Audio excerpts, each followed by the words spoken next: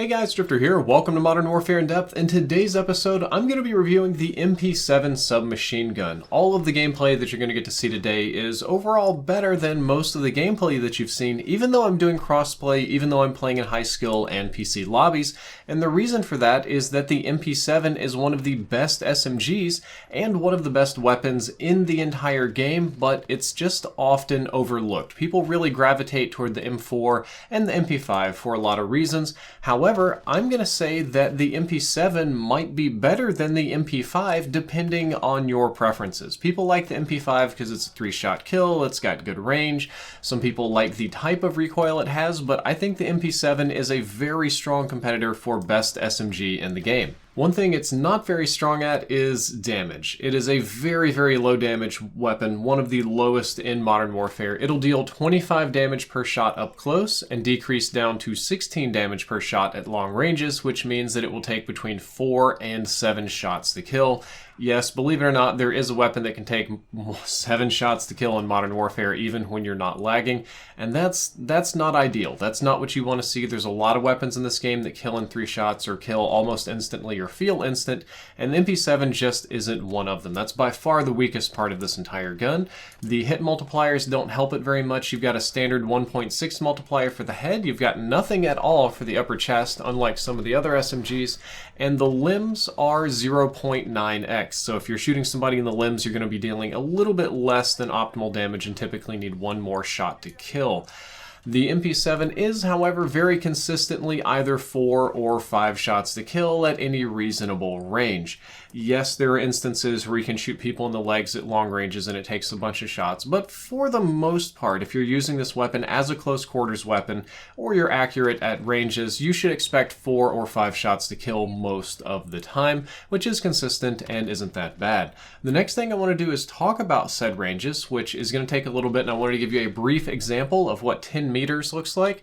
This is actually 9.6 meters when I was just killing concealed bones over and over again to test various attachments and things and kind of get an idea of the ranges, but that gives you an idea of roughly what 10 meters looks like in game.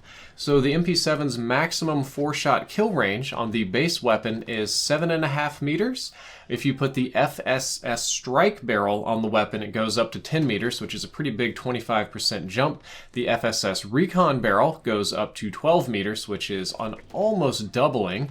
And the FSS SWAT actually doesn't decrease your range at all. It's just the same as base. So changing your barrels on this weapon can increase your 4-shot kill ranges, but even though it's doubled, the difference, in my opinion, between 7.5 meters and 12 meters is still not very much in the grand scheme of the long-range fights that you'll be having in this game, so I don't find them to be that impactful, at least from a range standpoint. They're very impactful when it comes to a aim-down sights and sprint-out standpoint. The other 2 attachments that affect range are the lightweight and monolithic suppressors. The lightweight will take it down to 5.7 meters roughly, a little bit hard to measure this one exactly, but it cut about 20% off of the base range, and the monolithic suppressor increases the range up just to the same amount that I believe it's the recon barrel at 12 meters.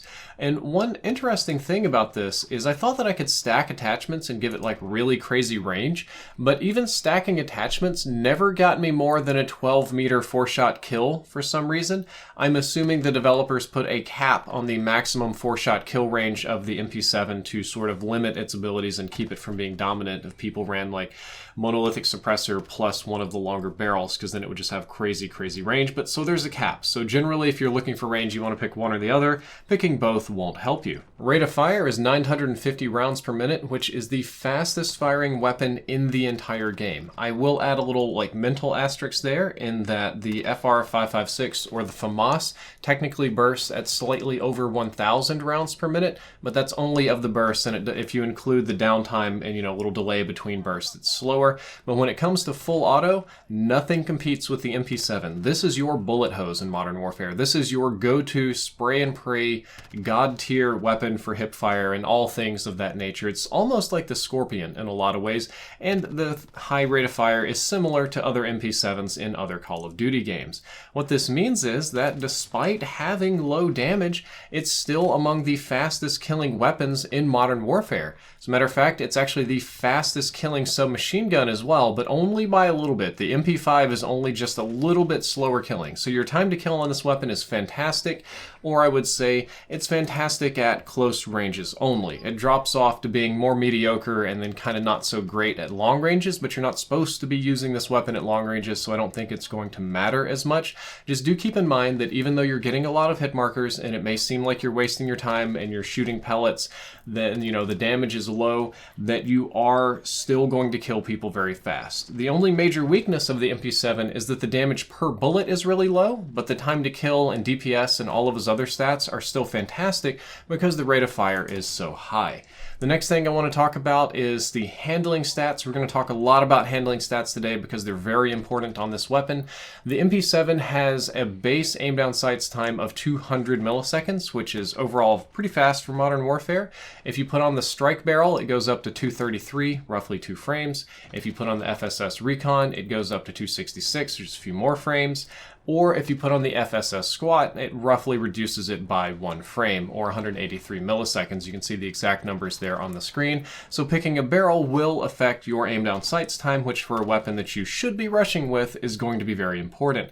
There are some other attachments that also affect aim down sights time. I've left the base on there. If you put on the close quarters stock, it'll go down about a frame to 183 milliseconds. If you take the stock off entirely, it'll go down to a really fast 166 milliseconds, and you can see stippled grip tape is the same as the CQB stock, and the 5 milliwatt laser doesn't actually seem to affect aim down sights time at all. So you can significantly lengthen or shorten the aim down sights time of this weapon, just kind of depending on what you want to do with it. Not that unlike the real life MP7, which I've also had the luxury of firing.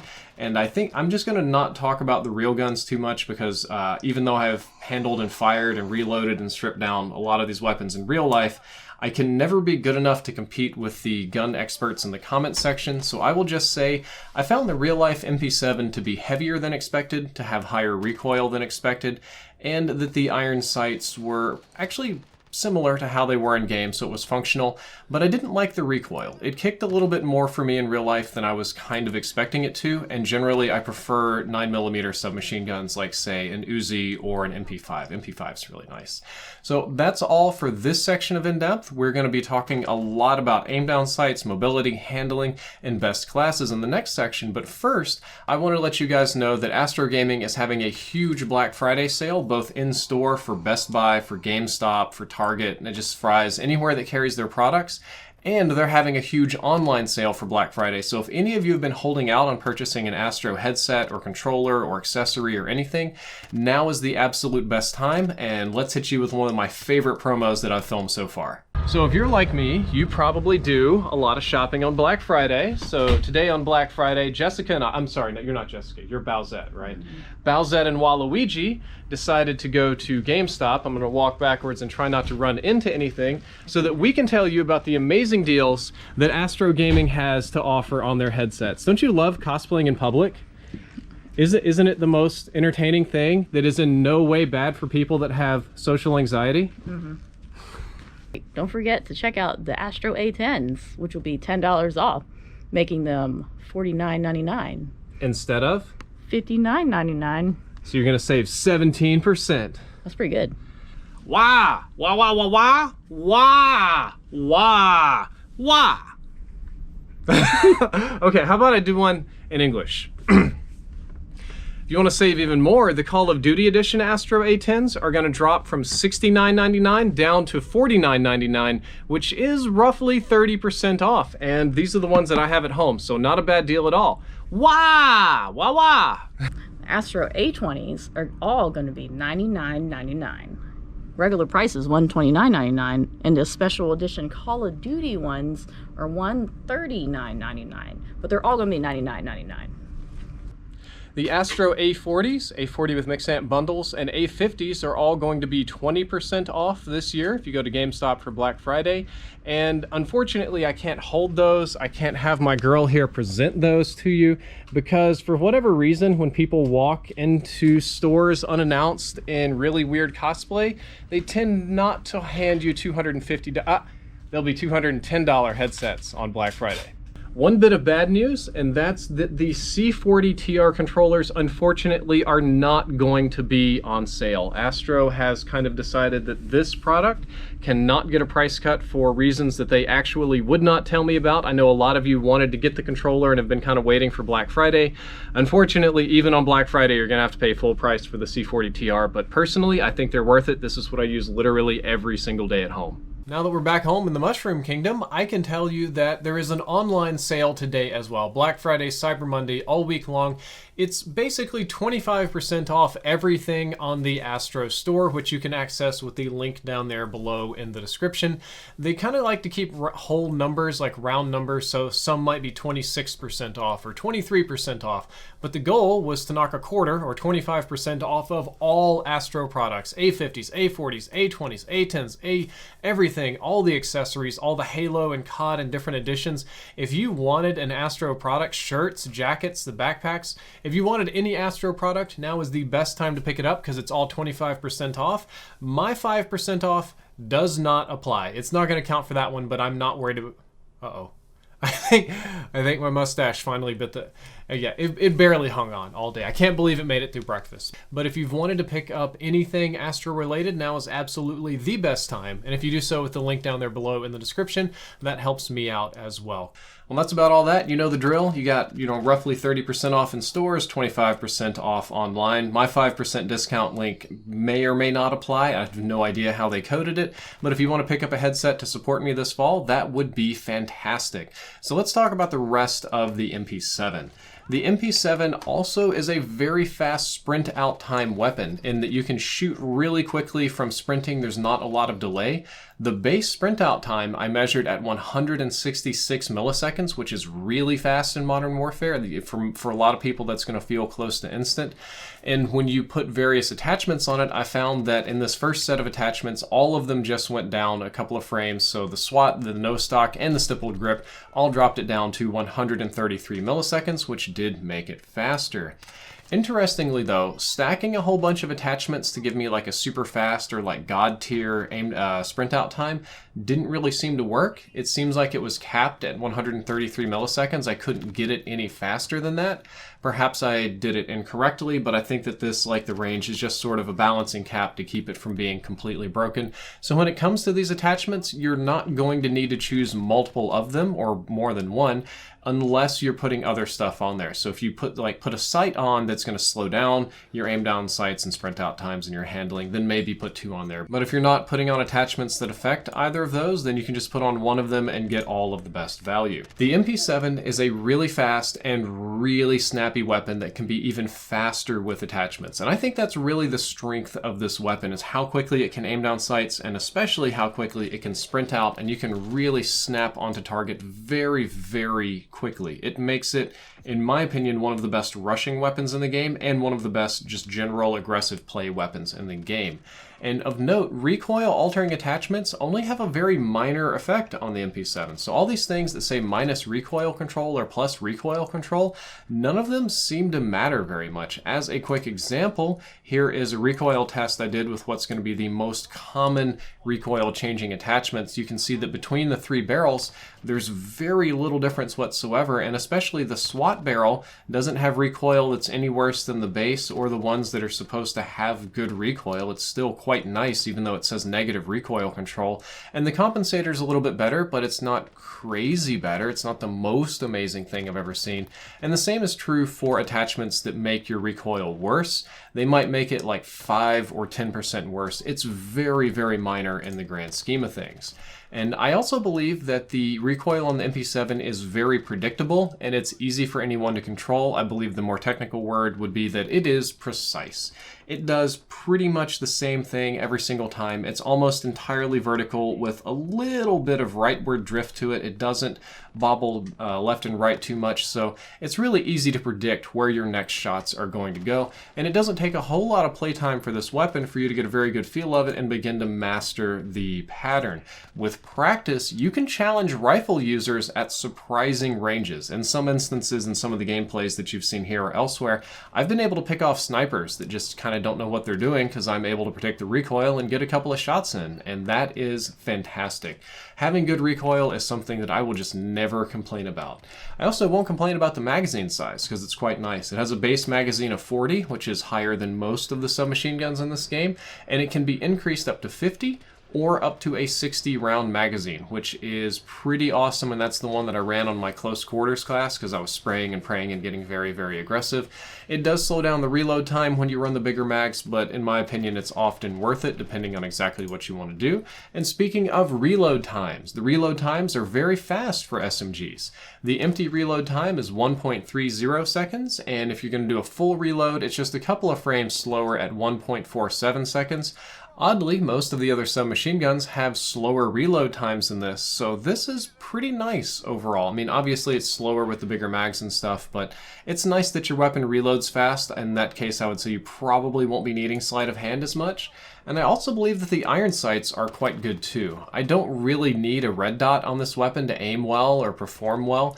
There's a lot, going back years and years, one of the biggest criticisms I get in every episode is I always hate the iron sights and I always say you want to put a dot on the gun. That's not the case with the MP7. It's just pretty nice, especially inside the range that you're really supposed to use this gun. It's not hard at all to get your shots on point. It's not particularly obstructive. However, I do feel that if you're going to challenge rifle users at really long ranges, then red dot sights are going to help. The sights are a little bit too bulky for you to really track your targets at extreme ranges. You shouldn't be doing this unless you're playing ground war with the MP7, but each to their own, and that's just my opinion if you choose to take those fights. And one of the last few factual things we're going to go over today is that while in real life this shoots a very different caliber bullet that I almost never get to handle or deal with, in game it's still roughly coded as an SMG round, so they're not going to penetrate walls very well at all. I would tell you don't worry about wall banging unless they're literally hiding behind a thin sheet of plastic or something, and just go for body hits. The rounds are too low to penetrate walls very well. When it comes to kitting out your MP7, there's basically 3 ways to kit this weapon. There is a low recoil and lower speed. I'll use speed as in like general like aim down sights, sprint out time, just general low mobility sort of classification, so that you're essentially building a laser SMG. There is a much higher recoil, but also much higher speed, faster, snappier SMG version, and then a balanced mix of either one or the other. You want to kind of try to max minutes, so you have a sort of pure bonus weapon with very few drawbacks. The low recoil setup might look something like this. You'd put on the FSS recon barrel, the compensator, the rubberized grip, the commando grip, the red dot sight, and what you've basically done is put on all of the attachments that reduce the recoil as much as possible. And I think the commando grip is going to be better than the Ranger for this one because you really want to minimize that horizontal recoil. And with this, you could probably play ground war, you could play a bigger map. This would be pretty good for challenging rifle users at long ranges. But in my opinion, it doesn't really play to the strengths of the weapon. It makes it a little bit slower than what I kind of want out of an SMG and makes it a little bit hard for me to rush with. Though I do admit it's pretty awesome to outgun M4 users with this setup just because my aim is a little bit better than theirs and the setup allows me to do it. It's fun, but in my opinion, it's suboptimal. The next one I want to take a look at is the high speed setup, which would be the FSS SWAT barrel, no stock, 5 milliwatt laser, stippled grips, and the extended mags. And I'm aware that you don't need all of these because there's caps on all of it, but it's just fun for me to try and put as much crazy stuff on there as possible. But it would look something like this. Obviously, you can trade one or the other off if you don't like it. And I think this setup is superior to the low recoil one because it's incredibly fast. It is really, really snappy. You can get in people's faces, you can hose them, and you can bounce out of trouble in no time. I run extended mags on it because all of the other attachments will cancel out the negative side effects of the extended mags, except maybe the reload speed. With this, you can hip fire just as much as you can aim down sights. I've found that aiming down sights is preferred though. I like hitting my shots instead of just depending on randomness, but the overall speed and utility of the class is godly. Because Modern Warfare is not a fast game. Most of the people are going to be running 725s and M4s and big LMGs and rifles, and they're going to be a lot slower than you. You know, they'll have lower recoil and they'll post up and stuff, but when you get close to them with this setup, they really can't handle it, and you really ruin their day. And I got a lot of my best gameplay with these high-speed classes, though I will admit this works in little maps only. If you're gonna play a long-range fight with this, you're gonna have a very, very bad time, and I would absolutely never take this into ground war or any sort of bigger map. And the one that I'm going to end up recommending is obviously the Balanced class. The Balanced class might look something like the FSS SWAT barrel, a CQB stock, a commando grip to minimize that horizontal recoil, a rubberized grip to cut a little bit of the vertical recoil, and maybe a compensator. You could maybe also run a stippled grip instead of a rubber grip, just kind of depending on what you want. But when you've done this, what you've effectively done is you've made an almost purely bonus weapon. You're going to get a little bit faster aim down sights time and a little bit faster sprint out speed, and then the other attachments are going to cancel out any negative recoil effects that you might have, so that you'll effectively have the same recoil but be able to move and shoot a little bit faster. With this class, I found myself able to rush people really well. Maybe not quite as well as the one with the laser and the no stock, but well enough to where it wasn't a problem, and I can still control my recoil enough at long ranges so that fighting rifle users and getting enough hits on to finish people also wasn't a problem. In my opinion, Balanced is the best, and you can tilt the balance either way. You could probably go for a lower recoil one and then put on one or two attachments that pull your aim down sight speed and sprint out speed down a little bit to make them a little more competitive, but this is kind of how I like to run it. Personal preference, I would just say to go with the faster setups on the MP7. This, you know, you can use it at long range, but you really shouldn't. This is a close range weapon, and if you're going to kit it for something, if you're going to choose one thing that you really need it to do, you need it to aim down sights and sprint out fast, and that's just the way to go in my opinion. Because the MP7 is an excellent rushing weapon and the speed attachments don't hurt the recoil very much. You can make it faster without significantly hurting the recoil, and that basically just makes it a bonus weapon. I'm repeating myself a little bit, but the lesson that I'm trying to impart is that if you like playing aggressive, if you like rushing, if you like pushing objectives, if you like clearing out the stairwells in ground war, then the MP7 is definitely the weapon for you. This has been my overall favorite rushing aggressive play weapon so far in Modern Warfare, and I'm really glad that I discovered it during the making of this episode. You just need to try to ignore the total number of hit markers that you're going to get, because the low damage per shot is going to mean that you get a lot of hit markers and it's going to feel really annoying. But if you can ignore that and just focus on the raw damage DPS of the weapon, it's going to feel a lot better in your hands. And while it may feel like a rifle, please do remember that an M4 user of equal skill will still beat you at range. I can beat bad kids with rifles. I can beat people that are, not expecting me or that have slower kits, and I can aim down sights first. But if you're really challenging rifle users with this weapon, you're going to have a bad time. You should do it only in desperate situations. Guys, that is all for my MP7 review. I hope that you enjoyed it. I hope that you learned something useful, and I hope to see more of you try out this weapon because it's really awesome. If you did, don't forget to like, favorite, and subscribe, or pick up an Astro headset sometime this Thanksgiving, Black Friday, this whole crazy Christmas shopping spree that's coming up in our big consumerist society, and enjoy this nice little bit I put at the end of our, I guess you could call this the after filming date. Drifter out. It's like we're going to GameStop to talk about Black Friday deals. Hey guys, we're at GameStop here to check out the Black Friday deals.